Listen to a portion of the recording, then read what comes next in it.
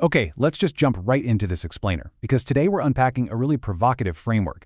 It actually uses ancient history to wrap our heads around the fascinating and honestly kind of terrifying threat that AI poses to our jobs. This source material essentially asks us to completely rethink what it actually means to be a contributing member of society.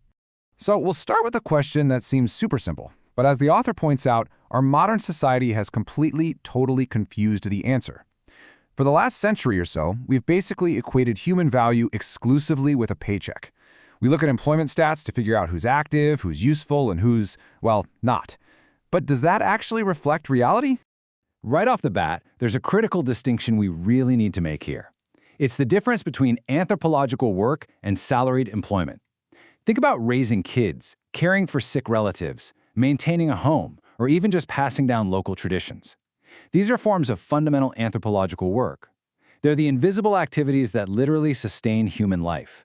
Yet, because they don't generate a W-2 or a formal paycheck, they aren't counted as salaried employment in our modern statistics.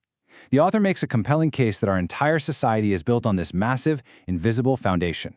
To really understand our post-salaried future, here's our roadmap. First, we'll cover the Great Confusion, then move into the eternal functions. Next, we'll dismantle the pyramid myth, confront the algorithmic rupture, and wrap up with dignity as an institution.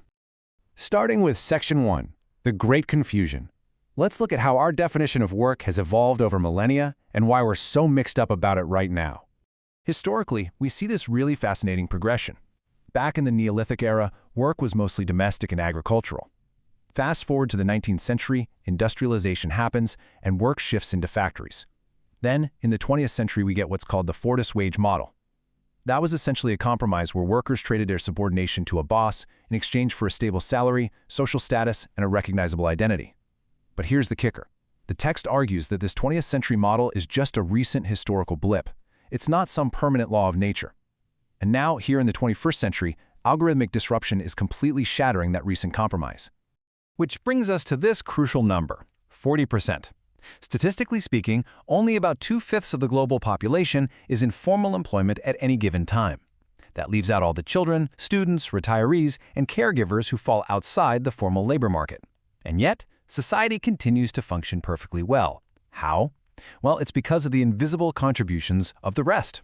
The employed minority relies entirely on the unpaid anthropological work of the majority. That leads right into Section 2, the eternal functions. If employment isn't the eternal glue of society, what actually keeps the civilization running? According to the author's framework, ever since the Neolithic age, every sustainable society has had to perform 6 eternal functions. It doesn't matter what their technology or political system is. First, you have production, which sustains daily life, and coordination, which organizes collective action. Then there's transmission, which is passing down knowledge to the next generation, alongside the symbolic function, where experts or spiritual leaders interpret the meaning of the world. Finally, you have protection to manage internal and external violence, and innovation to explore the new. You can't just pick and choose a couple of these. A society absolutely needs all 6 to survive. And this brilliantly connects to philosopher Hannah Arendt's concepts, which the author uses to deepen this whole framework. Arendt divided human activity into 3 buckets. Labor, which is the cyclical, endless task of just keeping humans biologically alive. Work, which is building lasting things like infrastructure and institutions. And finally, action, which is true political initiative and freedom. The modern problem, as the author points out, isn't just a lack of jobs. The deeper crisis is that way too many people are trapped in endless biological labor, while a tiny elite minority basically hoards the ability to take true political action and shape the world. Now we've got to unlearn a really popular business concept in Section 3, the pyramid myth. It's time to rethink a very famous rule. You've definitely heard of the Pareto principle, right? That famous 80-20 rule, claiming 20% of people do 80% of the work. But the source heavily critiques using this rule to justify creating some sort of elite class. The author argues that this is just a statistical tool meant to measure the concentration of effects, like wealth distribution. It is not meant to measure human worth. When we assume 20% of the population are the useful innovators and the other 80% are just dragging their feet, we completely ignore the fact that visible innovation always relies on a massive, invisible infrastructure of care, maintenance, and anthropological work. It's really fascinating how the author contextualizes this. While ancient philosophers like Plato correctly recognized that the genuine aptitude to govern is pretty rare, transforming that observation into a rigid oligarchy is a massive mistake. Using the 80-20 rule to rank people by value just ignores the vast, distributed contributions of the entire society. Think about it. An innovator cannot innovate if someone else isn't growing their food, fixing their roads, and raising the next generation.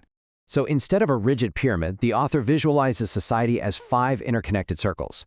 At the base, 60 to 80% of contributions ensure basic continuity, which is maintaining life and social reproduction. Then we have competence at 20%, maintaining complex skills. Coordination takes up about 10%, translating those ideas into action. Only a tiny fraction, about 3%, drives strategy, and an even smaller 2% introduces radical innovation. The author really wants us to abandon this flawed pyramid model, where a static elite sits at the top looking down on everyone else. Instead, we should view society as these 5 interconnected circles. It's a dynamic, interdependent ecosystem. Individuals aren't locked into castes for life. A farmer can absolutely introduce a radical innovation, and a top executive can get completely bogged down in mundane routine. The key takeaway here is that we are defined by our functions in any given moment, not by our permanent social titles. This brings us to Section 4, Algorithmic Rupture.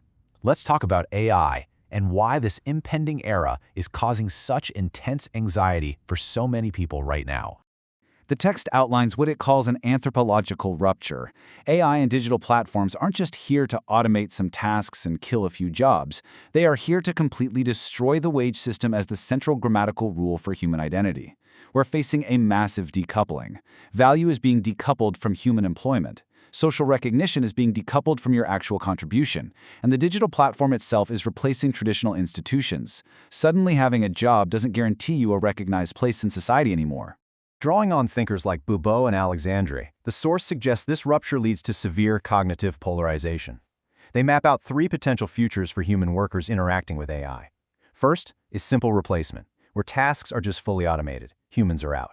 Second is de-skilling, where humans are kept around, but they're stripped of autonomy and strictly managed by algorithms. And third is augmentation, where AI acts as a super tool, but only to boost the capabilities of a minority that is already highly skilled and resourced. And what's truly terrifying about this new era is the trap of digital illiteracy. You might possess immense professional competence in your specific trade, but in the algorithmic age, if you can't navigate the opaque algorithms, the automated tracking systems, the online forms, and the digital interfaces, your competence means literally nothing. You are measured and scored by a machine, but you are not recognized as a human being. You effectively become socially invisible. So, if the platform only measures us but doesn't actually recognize us, how on earth do we survive? We move to our final section, dignity as an institution. We have to establish a non-negotiable baseline. The author concludes with an incredibly powerful structural argument. We must actively design dignity into our technical systems. We can't just treat human dignity as a nice, abstract moral idea anymore. Instead, it has to become the absolute, non-negotiable baseline, the final institution of a post-salaried society. When a job no longer proves your worth to the world, dignity is literally the only thing left that makes society humanly livable. This means we actually have to implement strict design principles into our tech. We need the right to human mediation when an algorithm fails you, the right to an explanation for exactly how a system scored you, the right to contest automated decisions, the right to partial invisibility so you aren't just constantly being tracked, and most importantly, the right to not be reduced to a mere predictive score. This ensures that humans aren't just treated as data profiles to be governed, but as vital subjects whose very presence actually matters to the community. It's a profound paradigm shift. We're moving from an era where you are what you do for a paycheck to an era where the eternal functions of humanity must be recognized entirely outside of the traditional job market. So, I'll leave you with this final thought to ponder as we navigate our own digital footprints in this brave new algorithmic world. When your job title fades away, how will you define your contribution?